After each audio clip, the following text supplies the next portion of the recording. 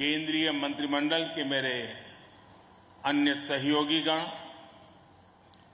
Chief of naval staff admiral R Harikumar ji, MD Cochin shipyard,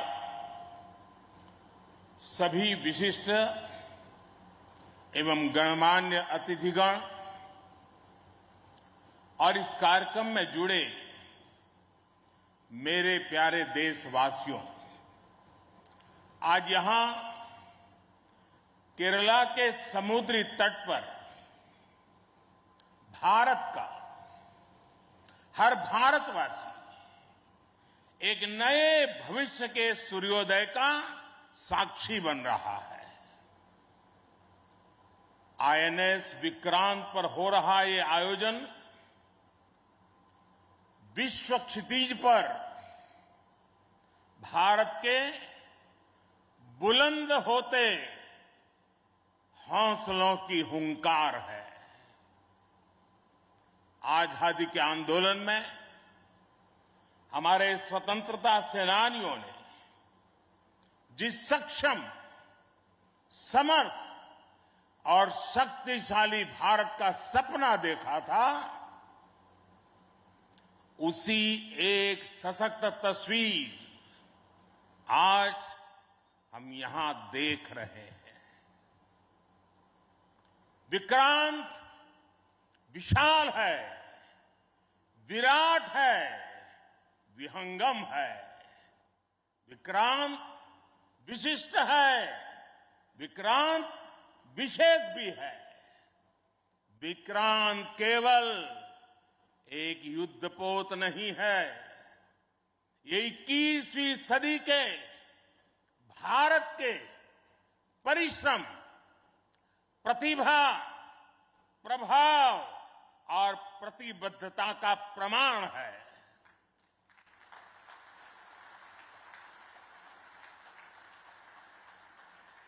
यदि लक्ष्य दुरंत है, यात्राएं दिगंत है, समंदर और चुनौतियां अनंत है, तो भारत का उत्तर है विक्रांत।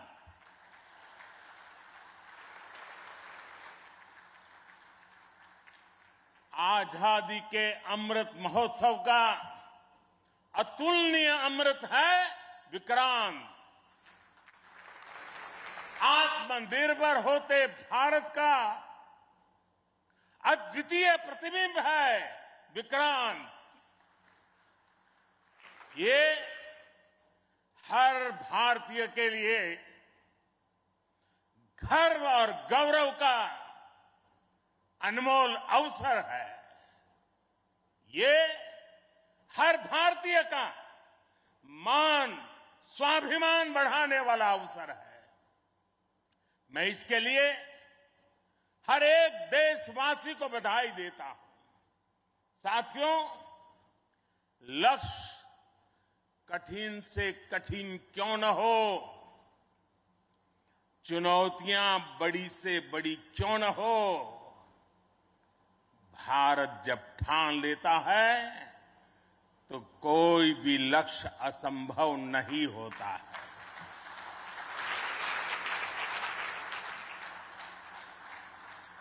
आज भारत विश्व के उन देशों में शामिल हो गया है जो स्वदेशी तकनीक से इतने विशाल एयरक्राफ्ट कैरियर का निर्माण करता है। आज आईएनएस विक्रांत ने देश को एक नए विश्वास से भर दिया है।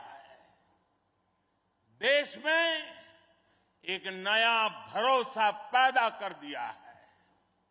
आज विक्रांत को देखकर समंदर की ये लहरें आह्वान कर रही है, अमर्त्य वीर पुत्र हो, अमर्त्य वीर पुत्र हो, दृढ़ प्रतिज्ञ सोच लो, प्रशस्त पुण्य पंथ है, प्रशस्त पुण्य पंथ है। बढ़े चलो, बढ़े चलो।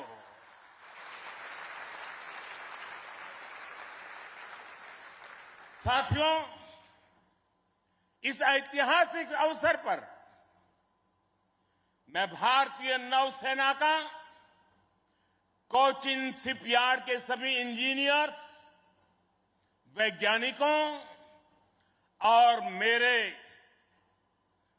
श्रमिक भाई बहनों का अभिनंदन करता हूं, जिन्होंने इस सपने को साकार किया है। केरला की पुण्य भूमि पर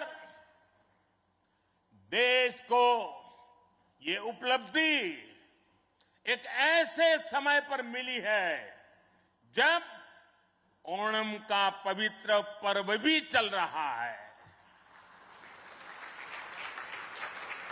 मैं सभी देशवासियों को इस अवसर पर ओणम की हार्दिक शुभकामनाएं भी देता हूं। साथियों, आईएनएस विक्रांत के हर भाग की अपनी एक खूबी है,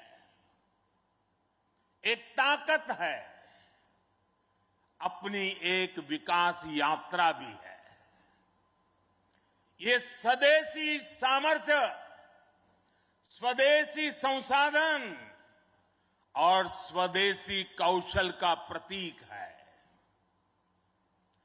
इसके एयरबेस में जो स्टील लगी है, वो स्टील भी स्वदेशी है। ये स्टील डीआरडीओ के वैज्ञानिकों ने विकसित किया, भारत की कंपनियों ने प्रोड्यूस किया। एक युद्धपोत से भी ज्यादा एक तैरता हुआ एयरफील्ड है, एक तैरता हुआ शहर है। इसमें जितनी बिजली पैदा होती है, उससे 5000 घरों को रोशन किया जा सकता है। इसका फ्लाइट डेक भी 2 फुटबॉल ग्राउंड के बराबर है। विक्रांत में जितने केबल्स और वायर्स इस्तेमाल हुए हैं, वो कोची से शुरू हो तो काशी तक पहुंच सकते हैं।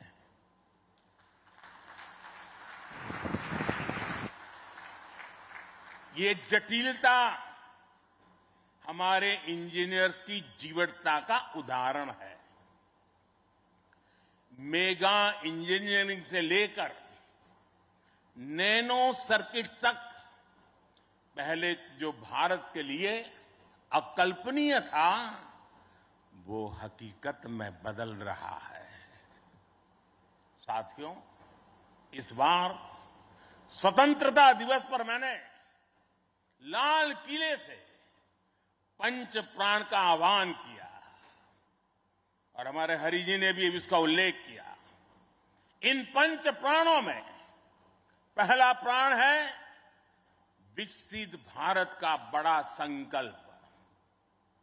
दूसरा प्राण है गुलामी की मानसिकता का संपूर्ण त्याग। तीसरा प्राण है अपनी विरासत पर गर्व। चौथा और पांचवा प्राण है देश की एकता, एकजुटता और नागरिक कर्तव्य। आईएनएस विक्रांत के निर्माण और इसकी यात्रा में हम इन सभी पंच प्राणों की ऊर्जा को देख सकते हैं। आईएनएस विक्रांत इस ऊर्जा का जीवन संयंत्र है। अभी तक इस तरह के एयरक्राफ्ट कैरियर केवल विकसित देश ही बनाते थे। आज भारत ने इस लीग में शामिल होकर विकसित राष्ट्र की दिशा में एक और कदम बढ़ा दिया है। साथियों, जल परिवहन के क्षेत्र में भारत का बहुत गौरवमयी इतिहास रहा है। हमारी समृद्ध विरासत रही है। हमारे यहां नौकाओं और जहाजों से जुड़े श्लोकों में बताया गया है, दीर्घिका तरणी ही लोला गत्वरा गामिनी तरीही जंगाला प्लाविनी चैव धारिणी वेगिनी तथा। ये हमारे शास्त्रों में इतना वर्णन है। दीर्घिका तरुणी लोला गत्वरा गामिनी जंगाला प्लाविनी धारिणी वेगिनी। हमारे यहां जहाजों और नौकाओं के अलग अलग आकार और प्रकार होते थे। हमारे वेदों में भी नौकाओं, जहाजों और समुद्र से जुड़े कितने ही मंत्र आते हैं। वैदिक काल से लेकर गुप्त काल और मौर्य काल तक भारत के समुद्री सामर्थ्य का डंका पूरे विश्व में बजता था। छत्रपति वीर शिवाजी महाराज ने इस समुद्री सामर्थ्य के दम पर ऐसी नौसेना का निर्माण किया जो दुश्मनों की नींद उड़ाकर रखती थी। जब अंग्रेज भारत आए तो वो भारतीय जहाजों और उनके जरिए होने वाले व्यापार की ताकत से घबराए रहते थे। इसलिए उन्होंने भारत की समुद्री सामर्थ्य की कमर तोड़ने का फैसला लिया। इतिहास गवाह है कि कैसे उस समय ब्रिटिश संसद में कानून बनाकर भारतीय जहाजों और व्यापारियों पर कड़े प्रतिबंध लगाए दिए गए थे। भारत के पास प्रतिभा थी, अनुभव था, लेकिन हमारे लोग इस कुटिलता के लिए मानसिक रूप से तैयार नहीं थे। हम कमजोर पड़े और उसके बाद गुलामी के कालखंड में अपनी ताकत को धीरे धीरे भुला बैठे। अब आजादी के अमृत काल में भारत अपनी उस खोई हुई शक्ति को वापस ला रहा है। उस ऊर्जा को फिर से जगा रहा है। साथियों, आज 2 सितंबर 2022 की ऐतिहासिक तारीख को इतिहास बदलने वाला एक और काम हुआ है।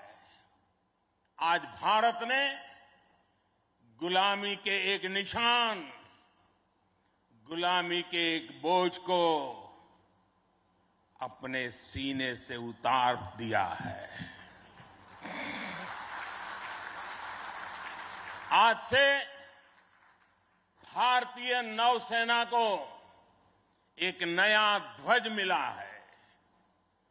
अब तक भारतीय नौसेना के ध्वज पर गुलामी की पहचान बनी हुई थी, लेकिन अब आज से छत्रपति शिवाजी महाराज से प्रेरित नौसेना का नया ध्वज समंदर और आसमान में लहराएगा।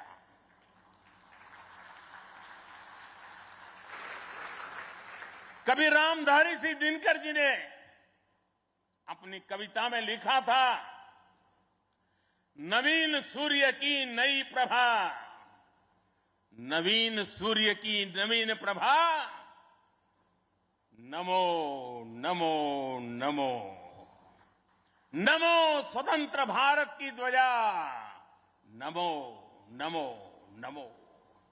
आज इसी ध्वज वंदना के साथ मैं ये नया ध्वज नौसेना के जनक छत्रपति वीर शिवाजी महाराज को समर्पित करता हूं।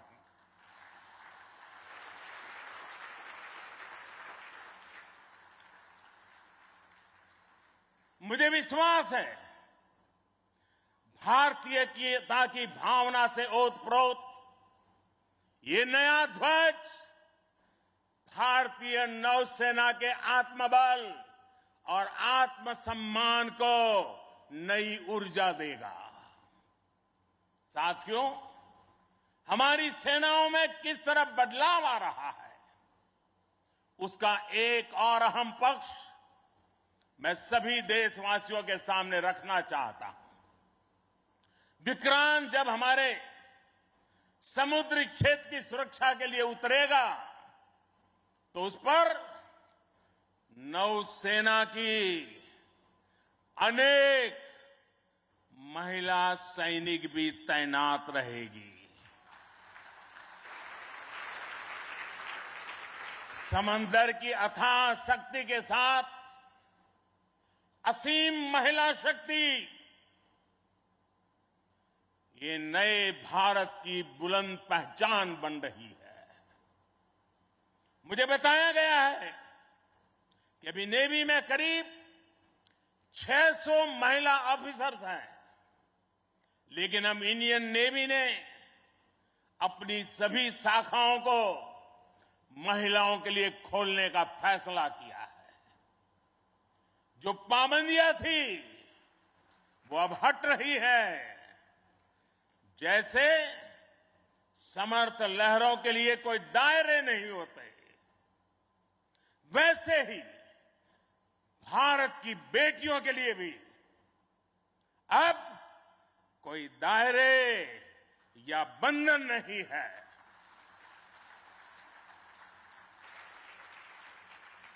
अभी 1-2 साल पहले विमेन ऑफिसर्स ने तारिणी बोट से पूरी पृथ्वी की परिक्रमा की थी।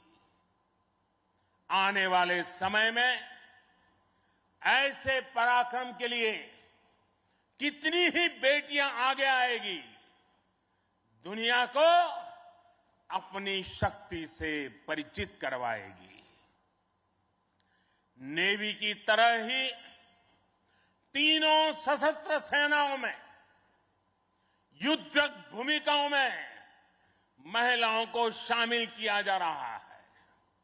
उनके लिए नई जिम्मेदारियों के रास्ते खोले जा रहे हैं।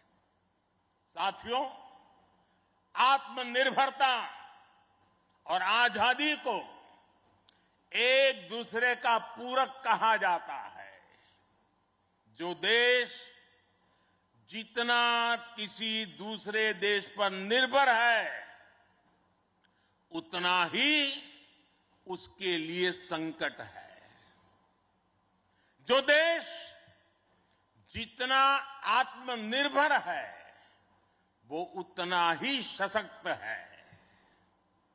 कोरोना के संकट काल में हम सभी ने आत्मनिर्भर होने की इस ताकत को देखा है, समझा है, अनुभव किया है। इसलिए आज भारत आत्मनिर्भर होने के लिए पूरी शक्ति से काम कर रहा है। आज अगर अथाह समंदर में भारत की ताकत का उद्घोष करने के लिए आईएनएस विक्रांत तैयार है, तो अनंत आकाश में यही गर्जना हमारे तेजस कर रहे हैं। इस बार 15 अगस्त को पूरे देश ने लाल किले से स्वदेशी तोप की हुंकार भी सुनी है। आजादी के 75 साल बाद सेनाओं में रिफॉर्म करके भारत अपनी सेनाओं को निरंतर आधुनिक बना रहा है, आत्मनिर्भर बना रहा है। हमारी सेनाओं ने ऐसे उपकरणों की एक लंबी लिस्ट भी बनाई है जिनकी खरीद अब स्वदेशी कंपनियों से ही की जाएगी। डिफेंस सेक्टर में रिसर्च और डेवलपमेंट के लिए 25% बजट भी देश की यूनिवर्सिटीज और देश की कंपनियों को ही उपलब्ध कराने का निर्णय लिया गया है।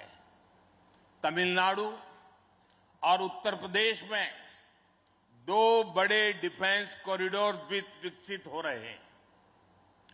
डिफेंस सेक्टर में आत्मनिर्भरता के लिए उठाए जा रहे इन कदमों से देश में रोजगार के अनेकों नए अवसर पैदा हो रहे हैं।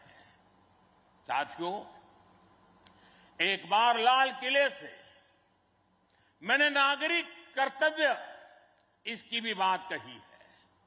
इस बार मैंने उसको दोहराया भी है। बूंद बूंद जल से जैसे विराट समंदर बन जाता है, वैसे ही भारत का एक एक नागरिक वोकल फॉर लोकल, अगर वोकल फॉर लोकल के मंत्र को जीना प्रारंभ कर देगा तो देश को आत्मनिर्भर बनने में अधिक समय नहीं लगेगा। जब सभी देशवासी लोकल के लिए वोकल होंगे तो उसकी गूंज सिर्फ भारत में ही नहीं बल्कि पूरी दुनिया में सुनाई देगी। और देखते ही देखते दुनिया के जो भी मैन्युफैक्चरर होंगे उनको भी मजबूरन भारत में आकर के मैन्युफैक्चरिंग के रास्ते पर चलना पड़ेगा। ये ताकत एक एक नागरिक के अपने आप में तजुर्बे में है। साथियों, आज जिस तेजी से वैश्विक परिवेश बदल रहा है, वैश्विक परिदृश्य बदल रहा है, उसने विश्व को मल्टीपोलर बना दिया है। इसलिए आने वाले समय में भविष्य की गतिविधियां और सक्रियता का केंद्र कहां होगा, ये भविष्य दृष्टि बहुत जरूरी हो जाती है। उदाहरण के तौर पर पिछले समय में इंडो पैसिफिक रीजन और इंडियन ओशन में सुरक्षा चिंताओं को लंबे समय तक नजरअंदाज किया जाता रहा, लेकिन आज ये क्षेत्र हमारे लिए देश की बड़ी रक्षा प्राथमिकता है। इसलिए हम नौसेना के लिए बजट बढ़ाने से लेकर उसकी क्षमता बढ़ाने तक हर दिशा में काम कर रहे हैं। आज चाहे ऑफशोर पेट्रोल वेसल्स हो, सबमरीन्स हो या एयरक्राफ्ट कैरियर्स हो, आज भारत की नौसेना की ताकत अभूतपूर्व गति से बढ़ रही है। इससे आने वाले समय में हमारी नेवी और मजबूत होगी। ज्यादा सुरक्षित सी लेन्स, बेहतर मॉनिटरिंग और बेहतर प्रोटेक्शन से हमारा एक्सपोर्ट, मैरीटाइम ट्रेड और मैरीटाइम प्रोडक्शन भी बढ़ेगा। इससे केवल भारत ही नहीं बल्कि दुनिया के दूसरे देशों और विशेषकर हमारे पड़ोसी मित्र राष्ट्रों के लिए व्यापार और समृद्धि के नए रास्ते खुलेंगे। साथियों, हमारे यहां शास्त्रों में कहा जाता है और बहुत महत्वपूर्ण बात कही जाती है और जिस बात को हमारे लोगों ने संस्कार के रूप में जिया है, हमारे यहां शास्त्रों में कहा गया है, विद्या विवादाय धनम मदाय शक्ति ही परेशान परपीडनाय खलस्य साधो विपरीतम एतत् ज्ञानाय दानाय च रक्षणाय, अर्थात दुष्ट की विद्या विवाद करने के लिए, धन घमंड करने के लिए और शक्ति दुष्करों को प्रताड़ित करने के लिए होती है। लेकिन सज्जन के लिए ये ज्ञान, दान और कमजोर की रक्षा का जरिया होता है। यही भारत का संस्कार है। इसलिए विश्व को सशक्त भारत की ज्यादा जरूरत है। मैंने एक बार पढ़ा था कि एक बार जब डॉक्टर एपीजे अब्दुल कलाम से किसी ने पूछा कि आपका व्यक्तित्व तो बड़ा शांति प्रिय है, आप तो बड़े शांत व्यक्ति लगते हैं, तो आपको हथियारों की क्या जरूरत लगती है? कलाम साहब ने कहा था, शक्ति और शांति एक दूसरे के लिए जरूरी है। और इसलिए आज भारत बल और बदलाव दोनों को एक साथ लेकर चल रहा है। मुझे विश्वास है, सशक्त भारत शांत और सुरक्षित विश्व का मार्ग प्रशस्त करेगा। इसी भाव के साथ हमारे बहादुर जवानों को,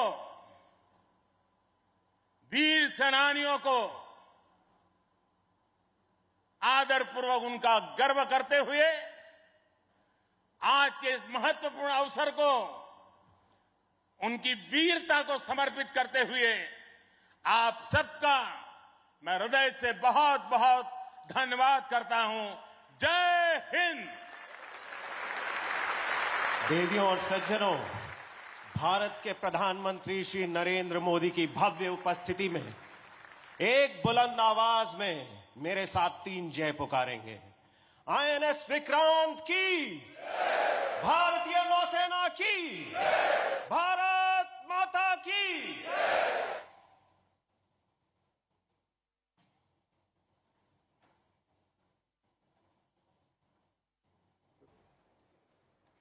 तो प्रधानमंत्री नरेंद्र मोदी को आप सुन रहे थे। आईएनएस विक्रांत नौसेना को मिल चुका है। इसकी ताकत के बारे में प्रधानमंत्री नरेंद्र मोदी बताते हुए नजर आए।